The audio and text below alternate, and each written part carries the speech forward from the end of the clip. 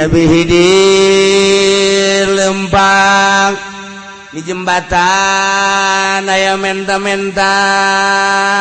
Aduh sakian apa abdi encan dahar ti isuk datang ka ayeuna. Kangjeng Nabi Khidir mah langsung boga duit sadirambikeun kabeh. Plak. Geus bunga heuh. Kangjeng Nabi Khidir langsung berangkat. Memeh pasar aya jelema sataranjang caknya napa ieu abdi tiris jasa teu boga baju abdi mah ieu baju bae oh teu boga baju bakujana dibuka tah pake jadi nyana sataranjang Kangjeng Nabi Khidir ke kaos cangklek doang geus teu bakena naon calana kolor sakieu jeung kaos cangklek geus barang datang ke permukaan pasar aya deui jelema menda-menda baduh abdi mah ieu keur kesulitan jas lamun datang ka poe ieu abdi teu boga duit ieu mah geus bae bahaya jasa jang diri abdi keluarga abdi acak-acak hiji ditagih hutang dua candahar tilu ibah ge teu boga demi Allah cak eta jelema abdi susah jasa tang ngadenge demi Allah duit pan geus eueuh baju geus dibikeun tinggal awak doang ya nyana ngarewas jual kula anggap kula ieu abid Masya Allah datang ka kos kitu tak Kangjeng Nabi Khidir bener jual ditawarkeun di pasar lah dijual we geus bawa duit jadi abid ngabidkeun sorangan nulungan batur perlu dikajahokeun ku urang ketika jelema maling aya sani soben sariqah 500.000 minimal beunang nyana potong leungeunna nu belah katuh sakieu ya Allah ya Rabbi wasariqatu faqta'u aidi alhamdulillah cenah kula mamaling ge aman-aman bae teu beunang nuhun jasa aman kula pernah maling motor maling mobil batur mah bareurang kula mah alhamdulillah salamet bahkan batur mah jadi pejabat teh korupsi beunang ku KPK kula mah teu alhamdulillah selesai teh urusan cahan paeh anggil diselesaikan ke Rabbul Jalil. Aduh, nungguan proses jana angel tah urang. Nu maling-maling di dieu teu beunang, nu zinah encan dihad jan diranjam, nu mabok encan dihad. Nah iya kan kudu diselesaikan ke di akhirat diselesaikan urang nungguan nyana angel angel hayang gegeraan lu ka neraka ge angel amat sakeuna ieu aing hayang geura aya keputusan ka sorga ka neraka ulah kieu bae ieu angel cak desa urang teh emang isya putusan naon aing mah geus jelas tah bukuna ge neraka pantes atuh ai angel mah tetep nu ka neraka ge angel bae karasa angel cek disarumpahan kudu narangtung teh disarumpahan dua angel pan diproses tah ieu lah hisab eta urang nangtung nungguan hisab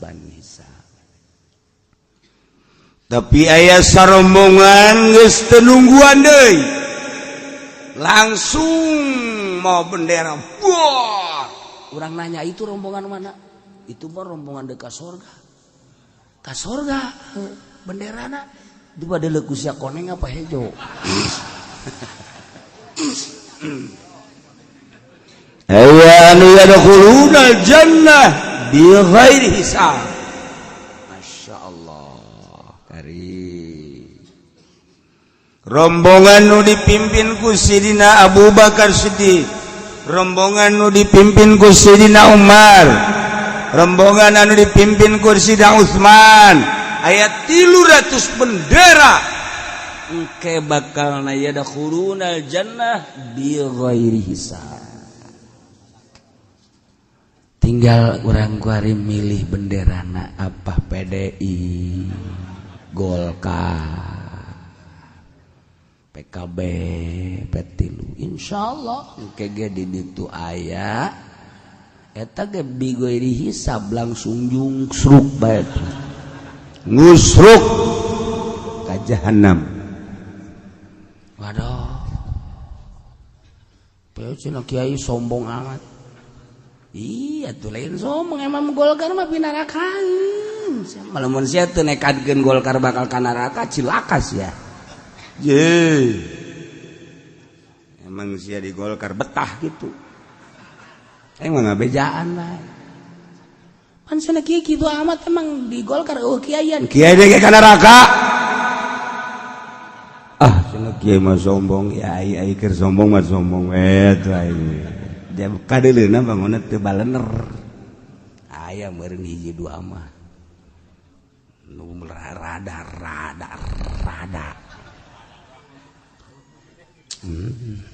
Itu cenah kiai lagi teu bener kumaha cenah nu lain kiaina. Tu mimbabi aola teh mah. Mimbabi komo. Aduh, kumaha cenah kiai itu mun eueuh partai. Partai ulah dieuweukeun ngan si anu bener. Bener henteu sia bisa henteu ikhlas. Asup Golkar ikhlas mukhlisina lahuddin. Caki podoli boro-boro di partai aing ceramah gitu bisa ikhlas. Ki podoli nembalan. Jadi cak gaji pendi boro-boro ceramah aing maca teu ikhlas. Oh hese tah ukuranana eueuh nu jadi ganjaran lamun teu ikhlas sakitu. Tah kuari wakakarak we jaheuh. Oh berarti kiai anu ka neraka atuh tunjuk ku sia neraka. Ulah cak aing cak sia. Sia mah ka aing bae deui. Caki uci ge aing bae pake kokosan ku sia. Aing mah toser doang. Maksudna perbaiki yuk orang pabisa-bisa boh di partai boh di organisasi komo ngiai jadi ge hese ikhlas teh hese manyai batur dahar sarua jeung siang nginum sarua hese sarua bisa sia henteu ukur atuh batur masa etik daharna bisa ikhlas sia mah dua boboko jangan naon atuh ikhlas saja nah ieu urang keur nyaritakeun Kotusari mana teuing lobana meureun engke jaga di Robul Jalil urang nonton tatangga urang anu teu nu dipotong di dunia atasan urang nu korupsi teu beunang waktu di dunia aya anak urangan nu beunang iya sia horeng mang sia naon kula sok maling di duniana goblok beureun sia emang sia nu ngadidik pan kula bareng jeung abah kula lo ngomong sia oh ini ada sakomplotan wah masya Allah introspeksi diri urang mumpung urang dibere modal umur tur sehat jang memperbaiki diri urang memeh maot nukung si maling tobat nu encan maling ulah tinggal gitu bae sama deuleu ka hareup moal kebel deui ieu moal kebel deui paeh urang ngabeh tenang hirup teh tentrem hirup ketika urang teu boga salah jeung Allah jeung makhluk datang malakal maut teh hampang assalamualaikum salam saya abdi malakal maut nyabut nyawanya insyaallah ditungguan ti kamari kan cek malakal maut atuh geus deuk naon tulah aja salat alhamdulillah puasa alhamdulillah kula maja codekah eueuh geus geura hayang kapanggih jasa jeung Allah tuh kan geunah nah yang datang teu salam deui malakal maut kana joreng saya aing malaikat pencabut nyawa. Oh, malaikat Israil. Hah. Naon tuh ka dieu lontal-lentol. Aing nyabut sia. Aduh ulah waga, mit. Mit kumaha men gundul sia mit. Enaon emang? Lo bacan arang geus. Motor kreditan janang geus. Mobil gitu kan, hutang kabang. Masya Allah, berbagai permasalahan can angges berat. Hendak ketika sakaratna enggak hese loba hal anu melang. Loba hal, cenah aya si anu gede hutang tapi babari sakaratul maut nyana teu melang. Datang malakal maut. Nah, saya malakal maut gitu. Nyawanya. Pasti bangun tenang amat. Tenang kumaha aja hutang gede hese mayar. Kumangke bae gitu. Tas blang teh mah.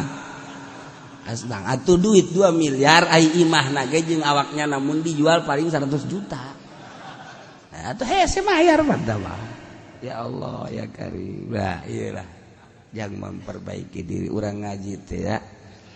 Maksudna supaya nyaho karena bener jangan laksanakan bener nyaho karena salah jangan rem ulah ancrug karena salah walayun manuhurun biadin ulah ditembukeun jelema merdeka kalawan kawasa nu aya sanksi kudu dipotong leungeun maling harta manusia makan lain harta kecuali abid jelema merdeka mah teu kaasupkeun harta mun abid budak belian amat budak belian Roki koeta adalah sarua jeung hewan bisa dijual belikeun satungtung can dimerdeka. Ari jelema merdeka mah cara urang teu bisa dijual belikeun. Haram jelema dijual belikeun. Eta cenah aya di Jakarta. Nusok ngajualan awewe, eta mah sapotong dijualna. Eta mah baena surah warukbah. Dijual tak lain dijual sewa ke naudzubillah min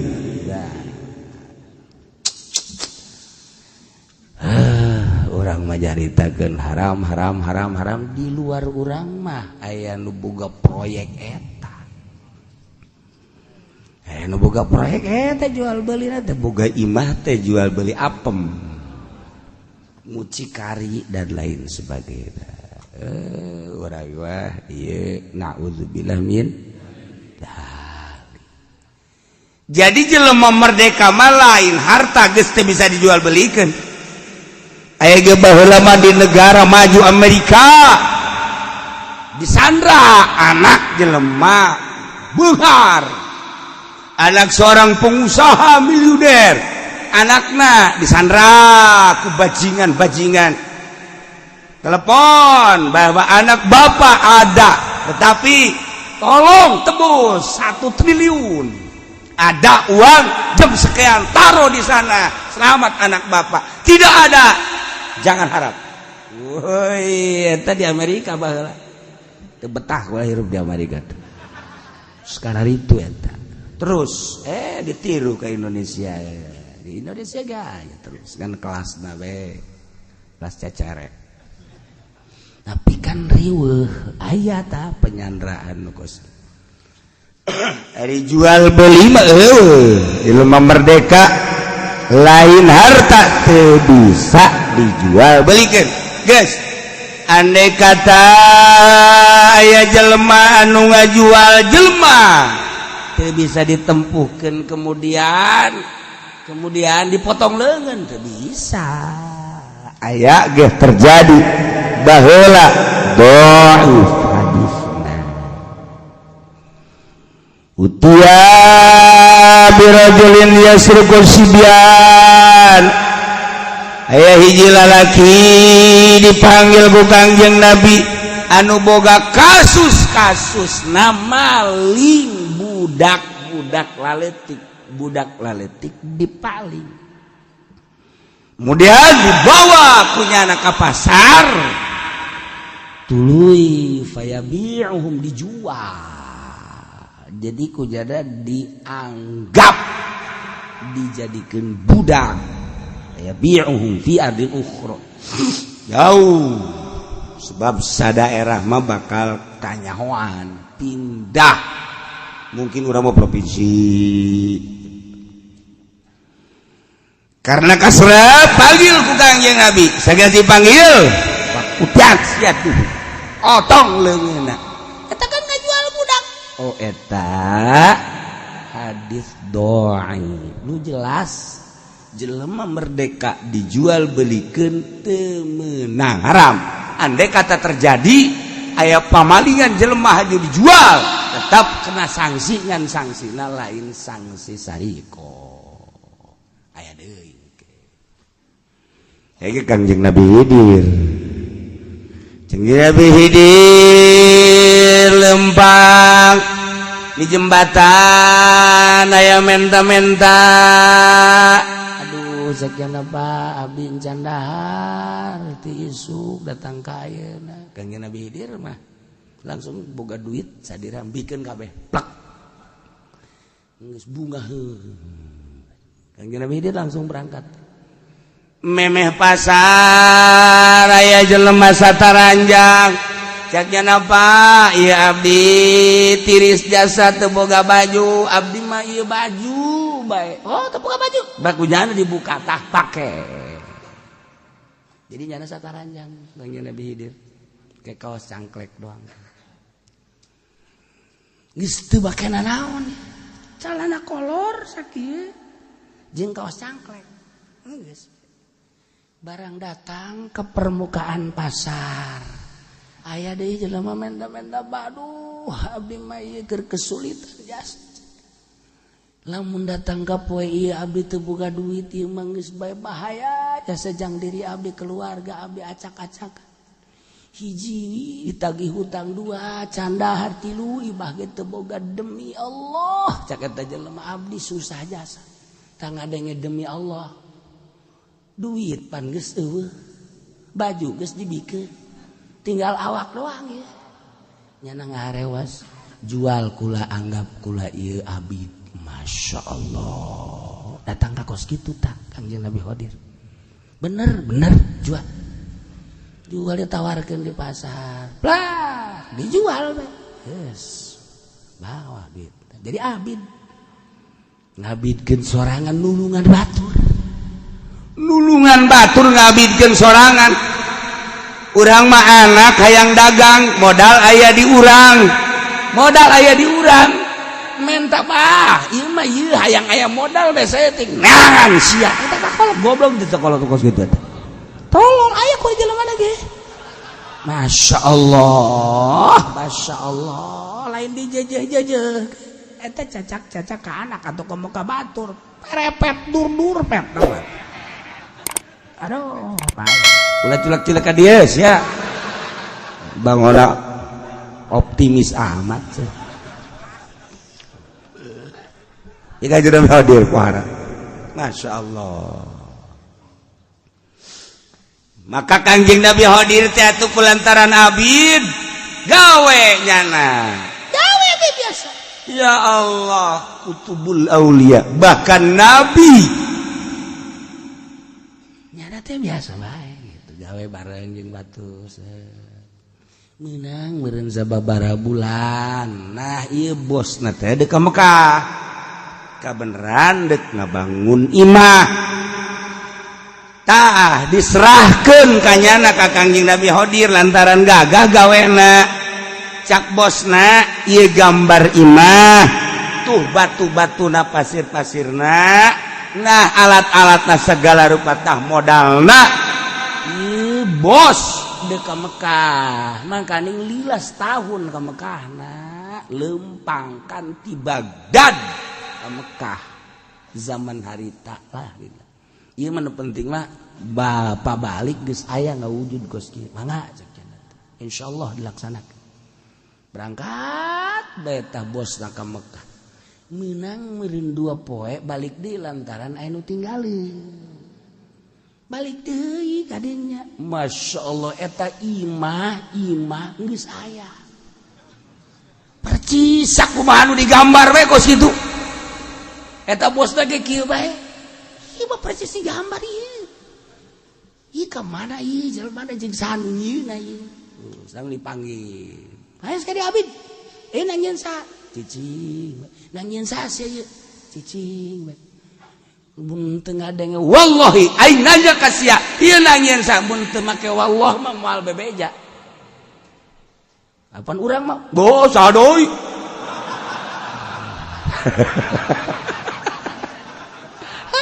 Urang gua. Jadi tanya cana tuh, lihat tuh.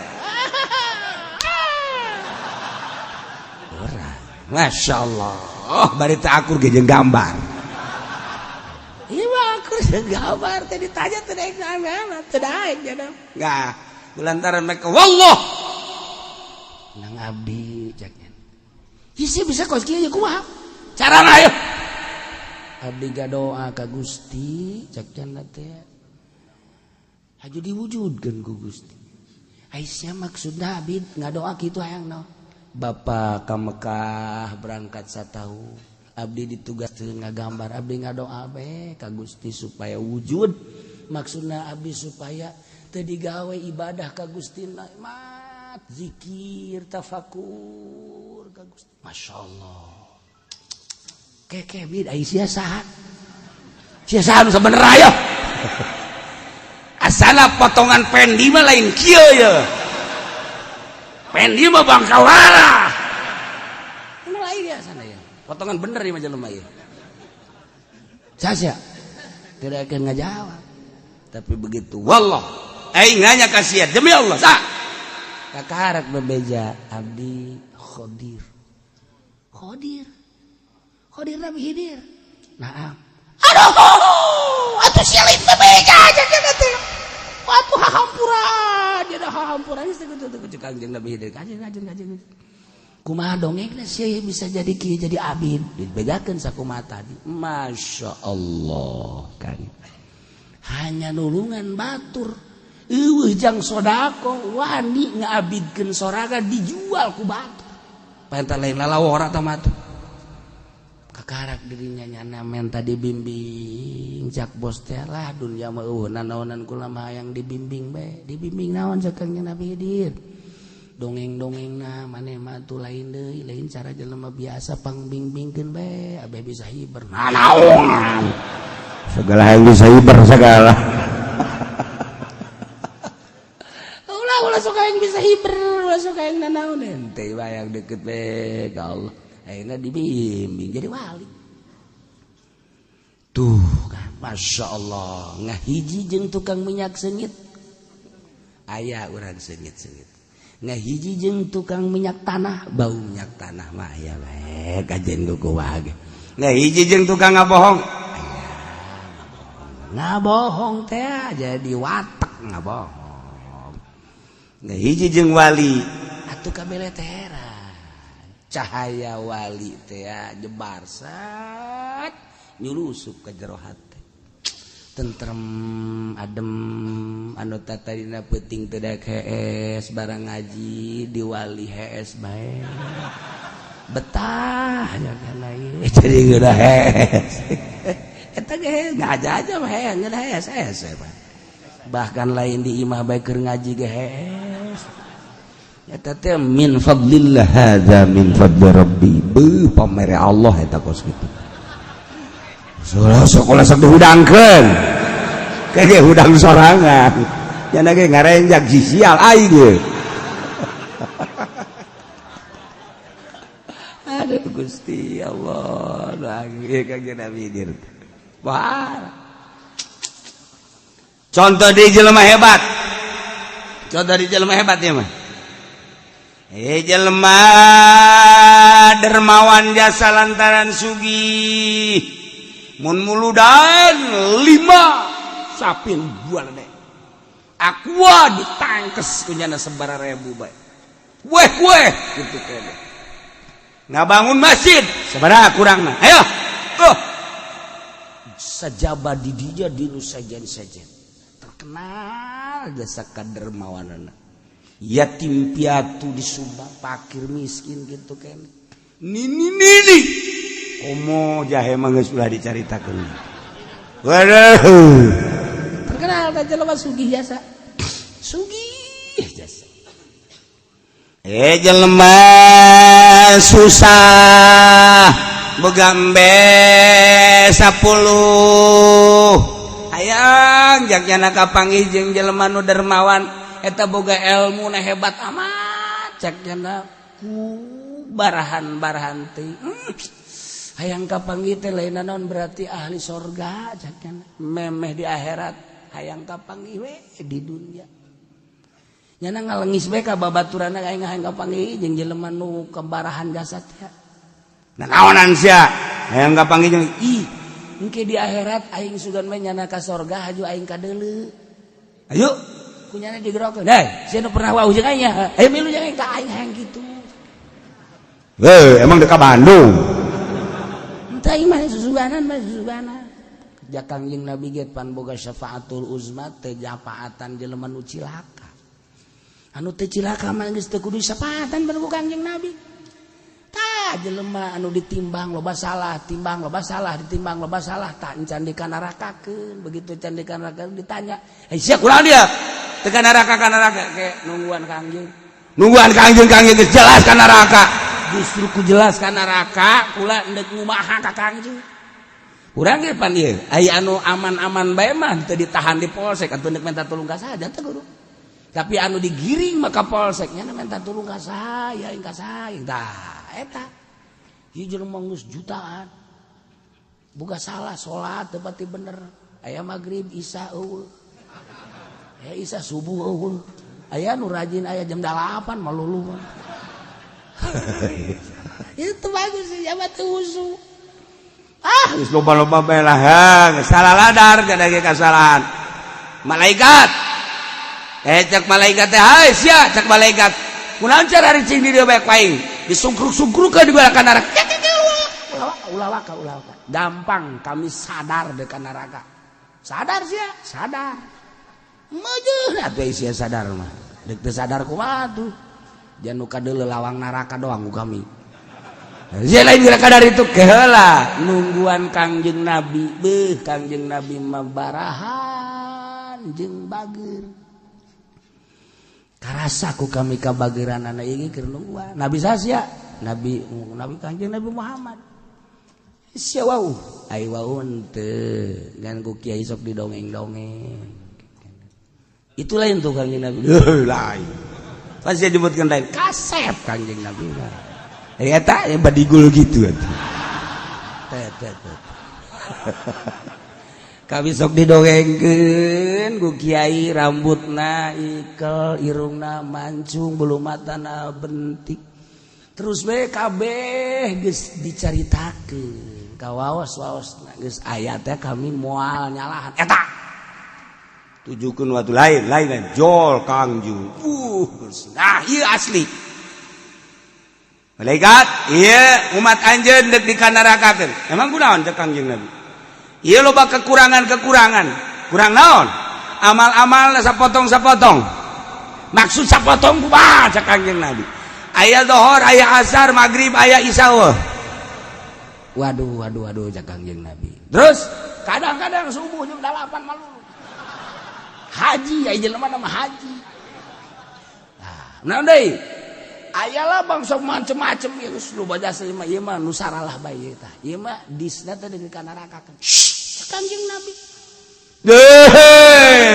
atuh lain dia Muhammad waduh tanggina henteu urang geus itu tah sebarang sana hadena ku sia malaikat teu gegeran di ka nerakakeun lamun di ka nerakakeun siana ku yang dibebaskeun bah Kanjeng Nabi pohara jasa tak kaya bela ka umat mah tos gitu dah, ini ke gua itu kayak lapor heula ka Gusti Allah. Wah, tuh lapor ka Gusti Allah. Iyalah boga syafaatil uzma Kangjeng Nabi, jang nyapaatan anu cilaka. Diurus eta mah ongkos urang deuk ka Mekah di Jidah bermasalah pasporna. Hese deuk asup ka Mekah ge. Pohara jasa. Ditahan deui tapi jol bae satria. Enak dia. Iya paspor. Kunaon emang? Coba kayak. Oh, iya kesalahan anak. Bos. Langsung. Ngidahin jasa. Gas. Amat. Iya saya. Iya Pendi. Bermasalah. Balikeun. Balikeun. Aya nu dibalikeun enggak aya. Teu lulus jalan oge. Kesalahan terlalu tinggi. Ya Allah. Nah, iya. Begitu Kanjeng Nabi mantes usul ka Gusti Allah kakarat. Umat.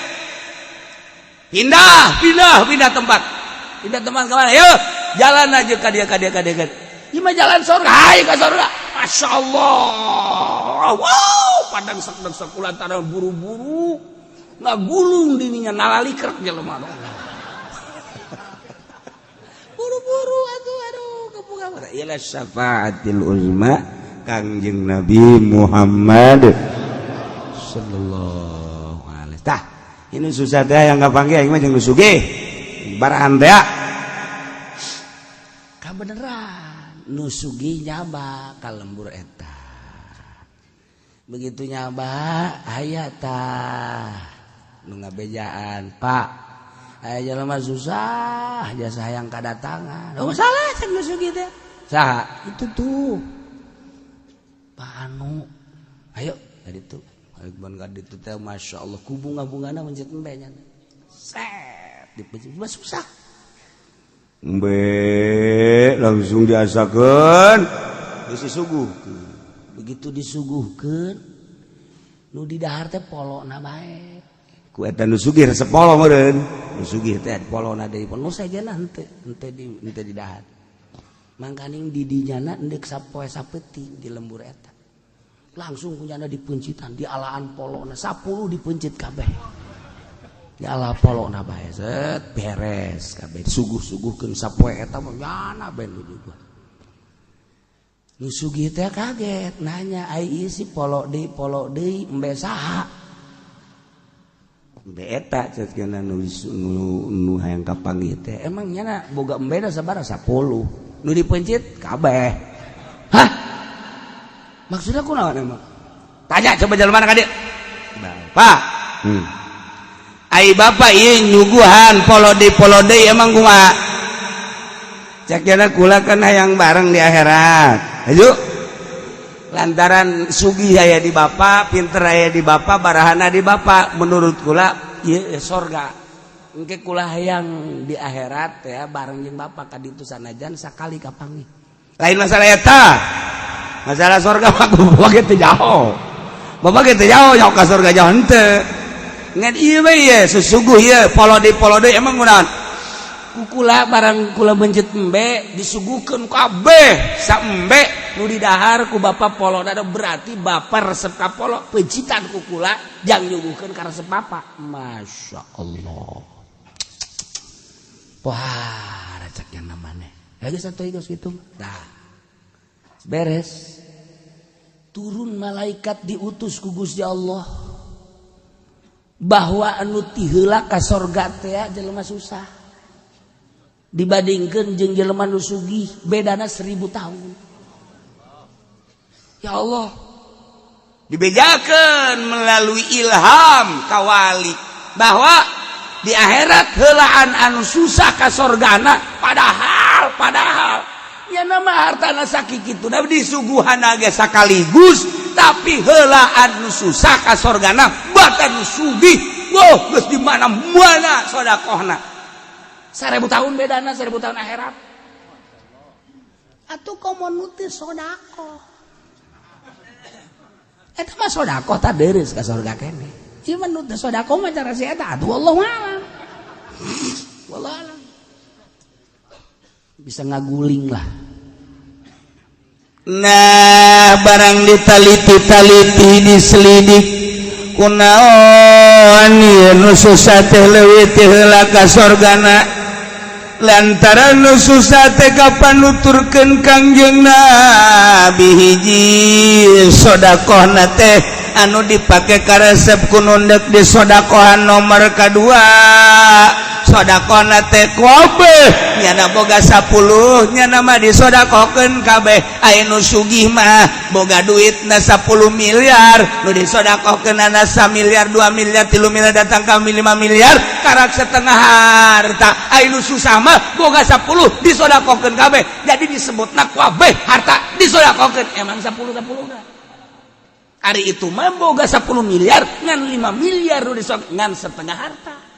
Aisyah mah entes etika malah ngarowotan lu. Nah, itu jauh kalawang surga. Kalawang lagi jauh komo ka surgana.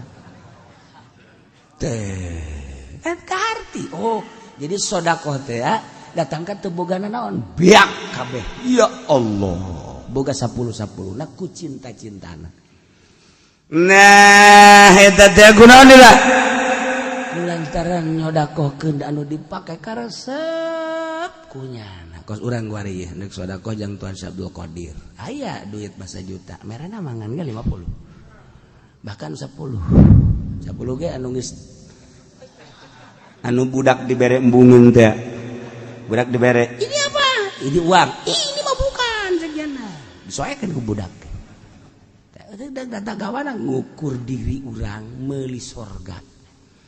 Aya di jero karidhoan Allah Subhanahu wa taala. Masya Allah. Sok gerage urang introspeksi diri urang neangan ridho Allah